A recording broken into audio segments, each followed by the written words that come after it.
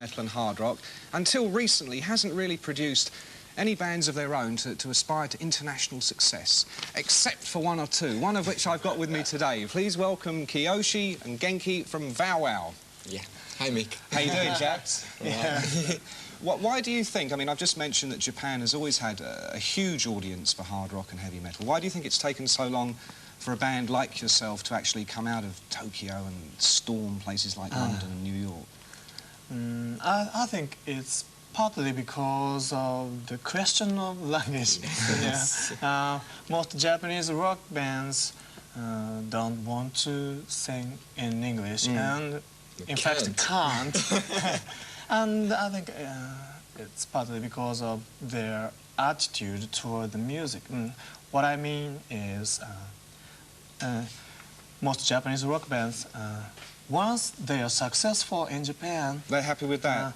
Yeah, so they don't dare to go out of Japan. As you've mentioned, you write all your songs in English, don't you? Does that present tremendous difficulties for you? But we have some English some writers. problems. Yeah. Oh, you have English writers? Yes. All right. I compose most of the songs, and I ask them to write lyrics, English lyrics. Right. So. Oh, that's handy, isn't it? All right. Well, let's see how successful they are. This is VOW WOW now, a Nightless City.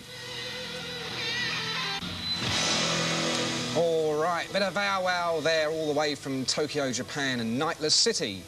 And not I Love Sally, as I keep calling it. Then, you know, I'm an oik.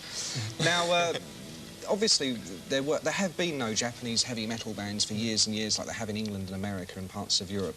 So when you were just young teenagers learning your craft, what Western music were you listening to? What influenced you?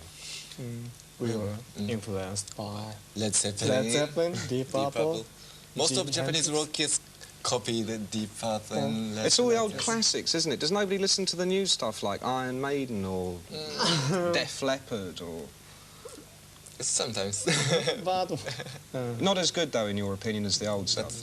But Led Zeppelin and Deep Purple is still big in Japan. Yes. Really? Yes. You don't forget easily, do you? Now, the band actually have a brand new live album released this month on Passport Records called VOW WOW Live. Yes. This, I believe, is the band's fourth album, but first live? Yes, yes, fourth album and first live. Yes. Where did you record it? in Tokyo. Nakano-san Plaza. Nakano-san Plaza. Similar to Hammersmith. So it's a big hall full of people? Yes. Right. Now, also, it was recorded in Tokyo, but you're now a bit of an English band, aren't you? I mean, you live in England, you work in England. Yeah. Yes. That, presumably, is to spread the gospel of VOW WOW over Britain and Europe. Preachers of rock and roll. Is this your big dream, to be, you know, world famous, bigger than Deep Purple? Yes. Yeah? Really? Then maybe we'll have British bands coming out saying how influenced they've been by VOW WOW. Do you think that could happen? Yeah, I hope. All right, listen, thank you very much for coming in to see me today. Before we go into the next video, I must tell you that these boys are doing some gigs in Britain. Huntington on March the 14th, Reading March the 17th, Bristol March 22nd, and Poole in Dorset on April the 2nd. You are going to Europe as well, I understand, at some point this year. When? Late summer. We're going to hold them to that. This is VOW WOW, and Don't You Want to Come Home?